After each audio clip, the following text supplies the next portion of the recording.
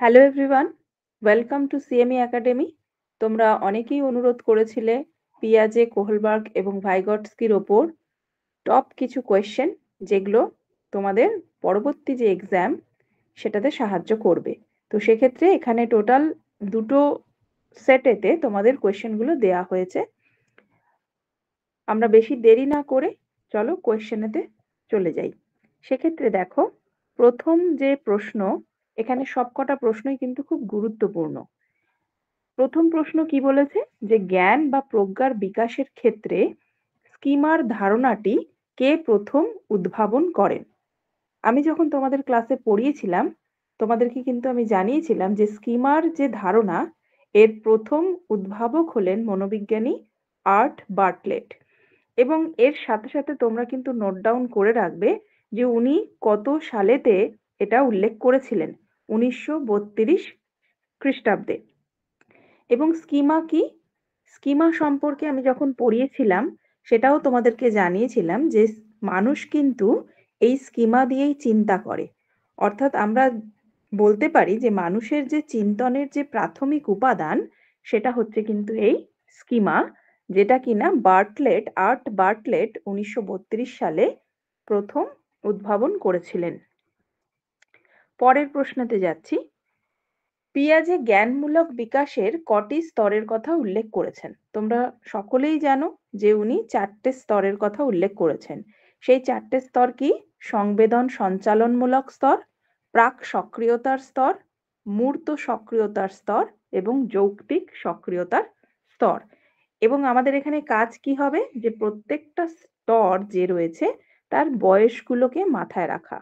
অর্থাৎ সংবেদন সঞ্চালনমূলক যে স্তর, সেটা 0 থেকে 2 বছর। প্রাক ধারণামূলক স্তর বা প্রি অপারেশনাল স্টেজ হচ্ছে 2 থেকে 7 বছর। কনক্রিট অপারেশনাল স্টেজ বা মূর্ত সক্রিয়তার স্তর হচ্ছে 7 থেকে 11 বছর। এবং লাস্ট যে স্তর, সেটা হচ্ছে যৌক্তিক সক্রিয়তার স্তর, ফর্মাল অপারেশনাল স্টেজ, সেখানে আমরা 11 বছরের পর থেকে পরবর্তী সময় 18 বছর অবধিও দেখতে পাই। নেক্সট কোয়েশ্চেন হচ্ছে যে নিচের কোনটি প্রাক সক্রিয়তা স্তরের বৈশিষ্ট্য নয়? প্রাক সক্রিয়তা স্তরের যে কটা বৈশিষ্ট্য রয়েছে আমি তোমাদেরকে কিন্তু লিখিয়ে দিয়েছিলাম, এবং ওই রিগার্ডিংই কিন্তু প্রশ্ন আসে। তাহলে সেক্ষেত্রে এখানে কোনটা উত্তর হবে? বিপরীতমুখী প্রক্রিয়া। বিপরীতমুখী প্রক্রিয়া। তাহলে এখন এখানে যদি আমি জিজ্ঞাসা করি যে প্রাক সক্রিয়তা যে স্তর, সেখানে কি কি বৈশিষ্ট্য আমরা দেখতে পেয়েছি? বাস্তববাদ, সর্বপ্রাণবাদ, কৃত্রিমতা, তাই তো? তাহলে সেক্ষেত্রে এখানে প্রশ্নটা বলেছে বৈশিষ্ট্য নয়। তার মানে বিপরীতমুখী প্রক্রিয়া কিন্তু এই স্তরে শিশু করতে পারে না। ভাইগটস্কিকে কোন ধরনের নির্মিতিবাদের অন্তর্ভুক্ত করা হয়? সমাজ নির্ভর। সমাজ নির্ভর। পিয়াজের মতে প্রাক সক্রিয়তার স্তরে বয়সকাল কত? আমি একটু আগেই আলোচনা করলাম যে প্রাক সক্রিয়তা স্তরের বয়স সীমা কত? 2 থেকে 7 বছর। তার মানে এখানে উত্তর হয়ে যাচ্ছে কিন্তু ক।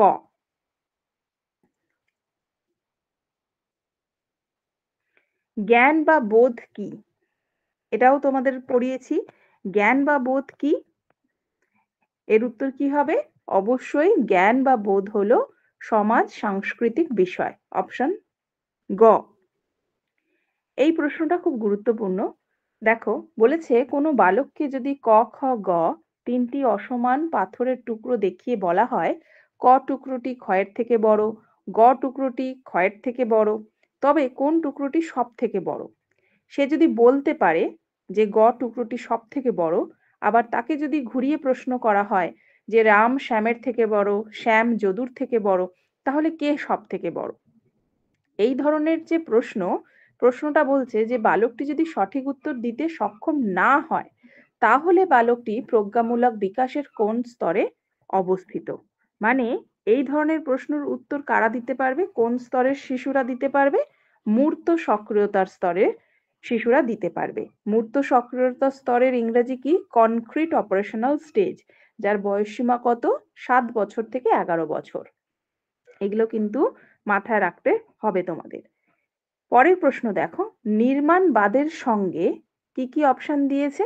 যে আচরণবাদের সাদৃশ্য দেখা যায়, জ্ঞানমূলকবাদের সাদৃশ্য দেখা যায়, নাকি সমগ্রতাবাদের সাদৃশ্য দেখা যায়, নাকি ওপরের কোনোটিই নয়? আমি আগেও বলেছি যে নির্মাণবাদ মানেই কিন্তু আমরা যখন দেখতে পাই যে শিশুরা নিজের থেকে জ্ঞানকে নির্মাণ করছে, কোনো কিছু শেখার চেষ্টা করছে, কোনো কিছু নিজের থেকে তৈরি করার চেষ্টা করছে, নির্মাণ করার চেষ্টা করছে, এর ফলে কি হচ্ছে? তাদের জ্ঞানের বৃদ্ধি করছে। তার মানে এখানে অবশ্যই উত্তর হয়ে যাবে জ্ঞানমূলকবাদের যথেষ্ট সাদৃশ্য দেখা যায়।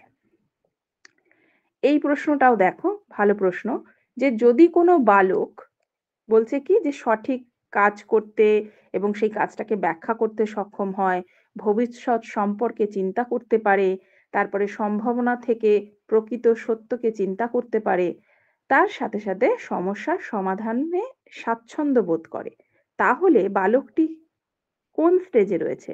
জ্ঞানমূলক বিকাশের সংবেদনমূলক স্তরে অবস্থিত, নাকি যৌক্তিক সক্রিয়তার স্তরে অবস্থিত, নাকি মূর্ত সক্রিয়তার স্তরে অবস্থিত, নাকি ওপরের কোনোটাই নয়? আমরা কি পড়েছিলাম যে যৌক্তিক সক্রিয়তার স্তরেতেই কিন্তু শিশু নিজস্ব সমস্যার সমাধান করতে পারছে, অবশ্যই ভবিষ্যৎ সম্পর্কে চিন্তা করতে পারছে। এগুলো কিন্তু আমরা চতুর্থ যে স্টেজ অর্থাৎ যৌক্তিক সক্রিয়তার স্তর সেখানে দেখতে পাই, অর্থাৎ ফর্মাল অপারেশনাল স্টেজে কিন্তু আমরা দেখতে পাই। পরের প্রশ্ন যাচ্ছি। দেখো প্রশ্নতে দিয়েছে যে নির্মাণবাদে ব্যক্তিগতভাবে জ্ঞান অর্জনে বিশ্বাস করে, নাকি শিক্ষার্থীর সক্রিয়ভাবে নতুন জ্ঞান সংগঠনে গুরুত্ব আরোপ করে, নাকি নতুন জ্ঞান সংগঠনে পূর্ব অভিজ্ঞতা এবং জ্ঞানমূলক সংগঠন ক্রিয়াশীল হয়, নাকি উপরে সবগুলি? তাহলে নির্মাণবাদ মানেই তো একজন ব্যক্তি বা শিশু সে নিজের থেকে নিজের মতন করে জ্ঞানকে নির্মাণ করছে, বা বলতে পারি আমরা শিক্ষার্থীরা নিজস্ব সক্রিয়তার মাধ্যম দিয়ে সেই কাজটাকে কমপ্লিট করছে, সেখানে তো পূর্ব অভিজ্ঞতাও আছে। তার মানে এর উত্তর কিন্তু সবগুলোই।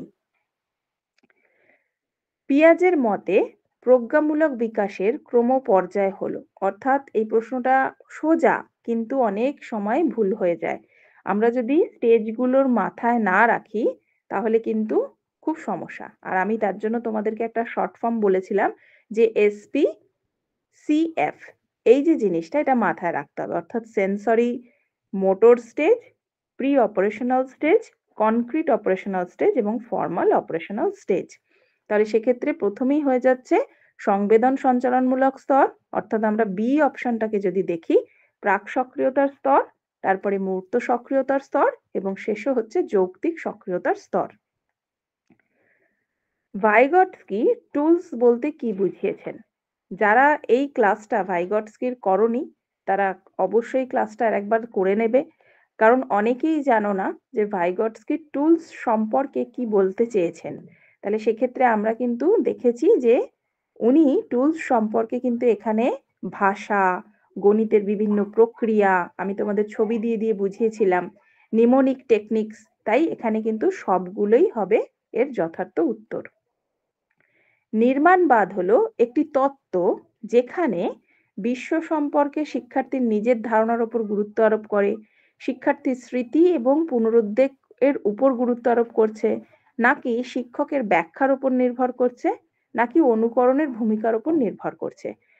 আমরা অলরেডি জানি যে অবশ্যই এর উত্তর হয়ে যাবে অপশন এ, যেখানে বিশ্ব সম্পর্কে শিক্ষার্থী নিজের মানে বিশ্বতে চারিদিকে অনেক কিছু ছড়িয়ে ছিটিয়ে রয়েছে, কিন্তু শিশু সেই সকল বিষয়বস্তুর থেকে নিজে কিভাবে জ্ঞানকে রচনা করছে সেটার উপর গুরুত্ব আরোপ করে কিন্তু এই নির্মাণবাদের তত্ত্ব।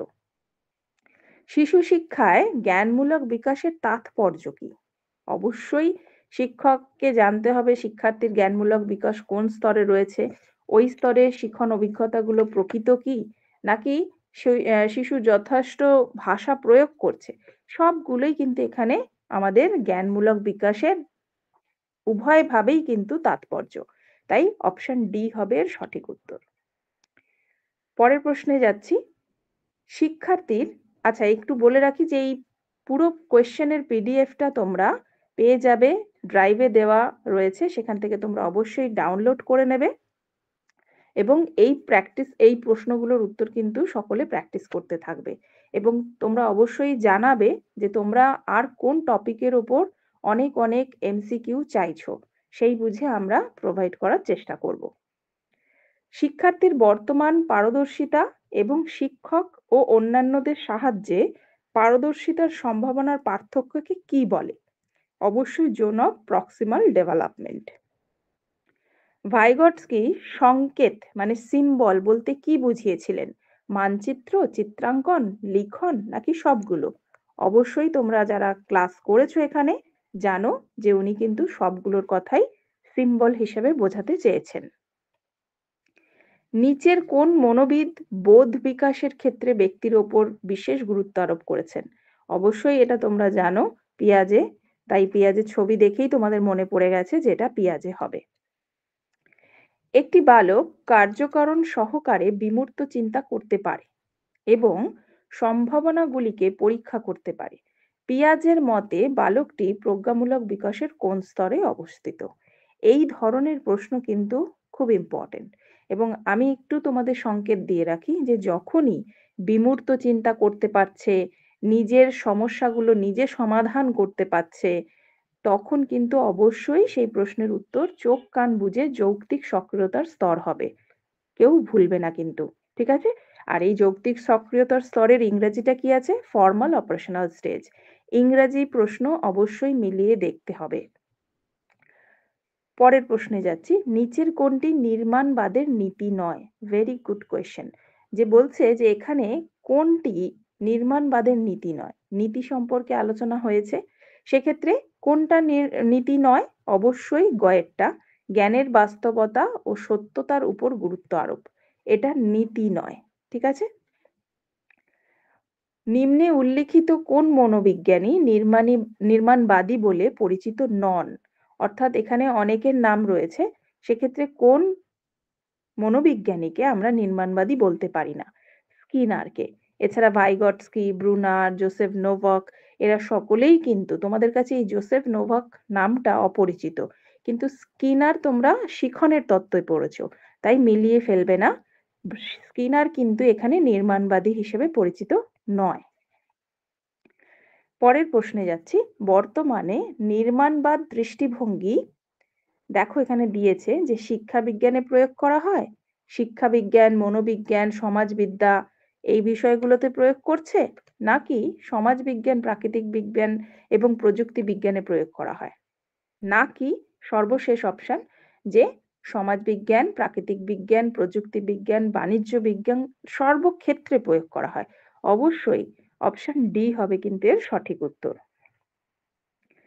কনস্ট্রাকটিভিজম খুব ইম্পর্টেন্ট, তাই বেশিরভাগটা আমি চেষ্টা করেছি পার্ট 1, এটা তোমাদের পার্ট 1 এর সিরিজ।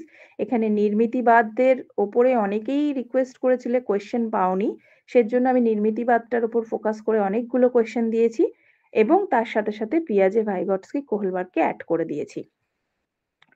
নির্মাণবাদ দৃষ্টিভঙ্গি জ্ঞানকে কি বলছে? অবশ্যই অপশন সি, যেখানে স্থায়ী এবং পূর্ব নির্ধারিত নয়। শিক্ষার উদ্দেশ্য হলো শিক্ষার্থীকে সক্রিয় করে। অর্থাৎ আমরা যদি নির্মাণবাদের যে বৈশিষ্ট্য আমি যখন পড়িয়েছিলাম তোমাদেরকে জানিয়েছিলাম যে নির্মাণবাদের প্রধান বৈশিষ্ট্যই হচ্ছে কিন্তু যে শিক্ষার্থীকে বা ব্যক্তিকে সবসময় সক্রিয় করে তুলবে। কিসের মাধ্যম দিয়ে? শিক্ষার্থী যাতে জ্ঞানেন্দ্রিয়, কর্মেন্দ্রিয়, তার স্নায়বিক সংবেদনকে কাজে লাগিয়ে বিভিন্ন বস্তু ও ঘটনা সম্পর্কে তারা জ্ঞান অর্জন করতে পারে। তার সাথে সাথে অবশ্যই একটা জিনিস বলে দিয়েছিলাম যে সমাজের যে পরিস্থিতি বা প্রাকৃতিক যে পরিবেশের উপর নির্ভর করেই কিন্তু একজন শিশু তার জ্ঞানকে নির্মাণ করবে। তাহলে এর উত্তর কি হয়ে যাবে? গ। Very very important question. জেডপিডির পুরো কথাটি কি? দেখো এখানে ঘুরিয়ে দেয়া রয়েছে যে zone of potential difference, zone of parental development, zone of proximal development এবং জোন অফ প্রক্সিমাল ডিফারেন্স। তোমরা যদি তাড়াহুড়া করো তো সেক্ষেত্রে কিন্তু ভুল হতে পারে। এর সঠিক উত্তর কিন্তু zone of proximal development. Development কথাটা মাথায় রাখবে। পিয়াজেকে কোন ধরনের নির্মিতিবাদের অন্তর্ভুক্ত করা হয়? মৌলিক, ট্রাইভিয়াল, ব্যক্তি নির্ভর নাকি সমাজ নির্ভর? অবশ্যই ব্যক্তি নির্ভর। ভাইগটস্কির ক্ষেত্রে আমরা দেখলাম সমাজ নির্ভর, তাহলে অবশ্যই পিয়াজের ক্ষেত্রে কিন্তু ব্যক্তি নির্ভর। এবার ব্যক্তি নির্ভর নির্মিতিবাদ বা নির্মাণবাদ কি? এই প্রশ্নটা ভীষণ ইম্পর্টেন্ট। ব্যক্তি নির্ভর নির্মাণবাদ কি? দেখো এখানে অপশনগুলো দিয়েছে যে ব্যক্তি যখন নিজস্বতার ভিত্তিতে জ্ঞানকে সংগঠিত করে, জীবনে প্রতিষ্ঠিত হওয়ার আকাঙ্ক্ষার সক্রিয় হয়, নাকি ব্যক্তি যখন কৃষ্টি, সংস্কৃতি এবং ঐতিহ্যের ভিত্তিতে জ্ঞানকে সংগঠিত করে। আর ৪ নম্বর অপশন দিয়েছে অন্য ব্যক্তিদের দৃষ্টিভঙ্গি বিবেচনা করে যখন জ্ঞানকে সংগঠিত করে। তাহলে অবশ্যই ব্যক্তি নির্ভর নির্মিতিবাদ মানে কি? কথাটার মানে যে ব্যক্তি নির্ভর মানে একজন, আমরা জানি কি প্রত্যেকটা মানুষ আলাদা এবং তাদের নির্মাণবাদের টেকনিক্সও আলাদা। মানে আমি যেভাবে চিন্তা করব, আমি যেভাবে নির্মাণ করব, সেভাবে কিন্তু অন্যরা করবে না। অন্যরা তাদের মতন নিজের মতন করে করবে। তাহলে এখানে উত্তর কি হবে? ১ এরটা এবং ৩ এরটা। তাহলে অপশন আমরা যদি দেখি, ক এর উত্তরটা হচ্ছে সঠিক উত্তর, ১ এবং ৩। চলে যাচ্ছি আমরা পরের প্রশ্নে। নিচের কোনটি নির্মাণবাদের শিক্ষাগত তাৎপর্য? নিচের কোনটি নির্মাণবাদের শিক্ষাগত তাৎপর্য? সবগুলোই। যদি প্রশ্নটা দেখো, সবগুলোই। অর্থাৎ নির্মাণবাদকে আমরা শিক্ষাগত তাৎপর্য কিভাবে এডুকেশনাল ইমপ্লিকেশনে আনবো? যখন একজন শিক্ষার্থী পাঠদান প্রক্রিয়াতে কি করছে যে যা তথ্য টিচারের থেকে পাচ্ছে সেটা যেমন গ্রহণ করছে, তার সাথে সাথে সে নিজের থেকে সেই জ্ঞানকে গ্রহণ করে নিজের মতন করে রচনা করছে। তাই বলছে ১ নম্বর পয়েন্ট। দ্বিতীয় পয়েন্ট কি বলছে? যে অর্জিত জ্ঞান হয়েছে সেটা নতুন জ্ঞান নির্মাণ করা। আমি যেভাবে শেখাচ্ছি সেভাবে শেখানোর পর তোমরা যখন নিজের থেকে সেই জিনিসটাকে নিজস্বভাবে আকৃতি প্রদান করছো, জ্ঞানের পরিমার্জন করছো, সেটাকে বলছে। তাই এখানে কিন্তু সবগুলোই। পরের প্রশ্নে যাচ্ছি যে বিদ্যালয়ের ক্ষেত্রে নির্মাণবাদ দৃষ্টিভঙ্গি কি? শিক্ষার্থীরা উদ্দেশ্য অনুযায়ী সক্রিয় এবং দায়িত্ব নিয়ে নিজেরা শেখে। শিখন একটি সক্রিয় প্রক্রিয়া, কারণ শিক্ষার্থীর সক্রিয়তা এখানে গুরুত্বপূর্ণ। যা বাস্তব তাই জ্ঞান নয়, জ্ঞানের পশ্চাতে ব্যক্তি এবং সমাজের ভূমিকা রয়েছে।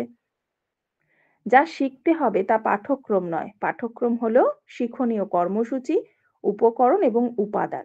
একটা কথা এখানে একটু বলে রাখি, তোমাদের কিন্তু সেই পুরাতন যে সকল এমসিকিউ সেগুলো শুধু করলে হবে না।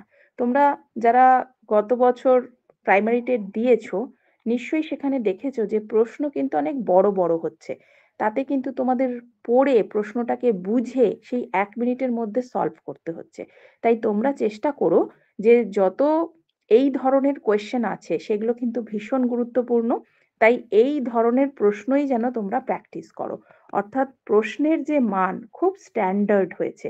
তাহলে সেক্ষেত্রে তোমরাও যখন এই প্রাইমারি টেটের প্রিপারেশন নেবে, তোমরা যেখানে যেভাবেই পড়ো না কেন সেই কোয়েশ্চেনের যেন স্ট্যান্ডার্ডাইজেশনটা বজায় থাকে। নর্মাল ভাবে কিন্তু আর প্রশ্ন হচ্ছে না। তাই এই রকম ধরনের প্রশ্ন আমি চেষ্টা করি তোমাদের পড়ানোর সময় দিতে, এবং তোমরাও অনুরোধ করেছিলে, সকলের জন্যই এই পিডিএফটা আমি শেয়ার করব। এই ধরনের বড় বড় প্রশ্ন কিন্তু তোমাদেরকে প্র্যাকটিস করতে হবে। তাহলে কি হবে? পরীক্ষার হলেতে তোমরা অনেক অল্প সময়ের মধ্যেই কিন্তু প্রশ্নের উত্তর করে আসতে পারবে। এই প্রশ্নটার উত্তর হচ্ছে কিন্তু অপশন ডি, মানে ৪টেই। চলে যাচ্ছি পরের প্রশ্নে। নিচের কোনটি ভাইগটস্কির শিখনে সমাজ নির্মিতিবাদের মূলনীতি নয়? অবশ্যই শক্তিদায়ী উদ্দীপক, রিইনফোর্সমেন্ট। তার কারণ আমরা দেখেছি যে ভাইগটস্কির যে নীতি সেখানে সামাজিক মিথস্ক্রিয়ার কথা শুনেছি, জোন অফ প্রক্সিমাল ডেভেলপমেন্টের কথা শুনেছি, স্ক্যাফোল্ডিং এর কথা শুনেছি, কিন্তু শুনিনি কোনটা? শক্তিদায়ী উদ্দীপক, রিইনফোর্সমেন্টের কথা। পরের প্রশ্ন, নির্মিতিবাদ হলো একটি তত্ত্ব। নিশ্চয়ই দেখতে পাচ্ছ যে নির্মিতিবাদ নিয়ে কোনো জায়গায় এত প্রশ্ন নেই যত প্রশ্ন আমি তোমাদের এই পিডিএফ এ দিয়েছি। তাহলে সেক্ষেত্রে এই প্রশ্নগুলো কিন্তু অবশ্যই তোমরা খুব ভালোভাবে প্র্যাকটিস করবে। এখানে বলেছে যে নির্মিতিবাদ হলো একটি তত্ত্ব যেখানে বিশ্ব সম্পর্কে শিক্ষার্থীর নিজের ধারণার উপর গুরুত্ব আরোপ করা হয়। এটাই সঠিক উত্তর, অপশন এ।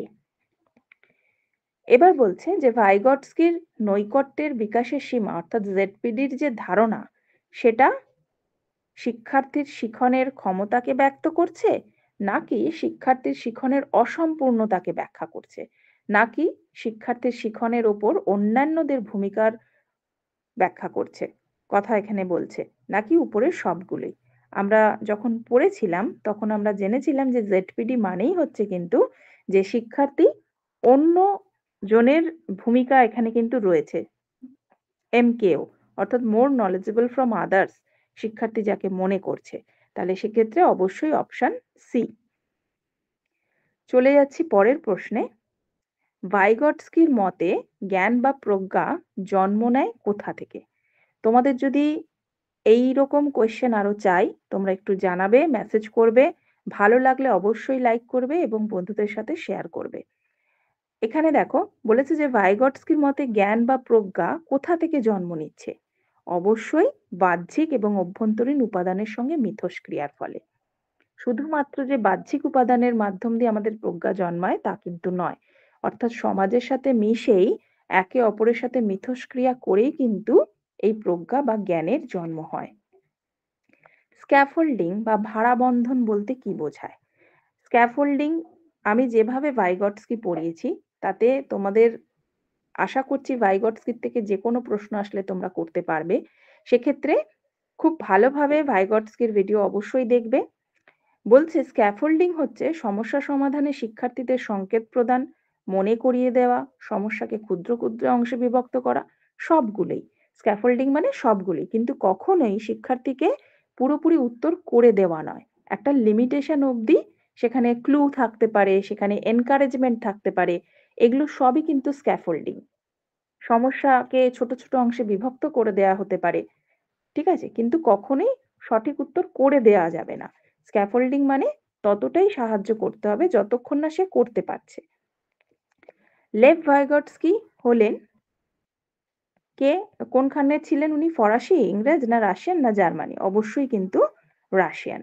এটা আমাদের বলতে পারো লাস্ট কোয়েশ্চেন, এবং পরের যে ভিডিওটা রয়েছে তোমাদেরকে অবশ্যই পরের কোয়েশ্চেনের সেটটাও কিন্তু আমি খুব শীঘ্রই আলোচনা করে দেব। Thank you everyone.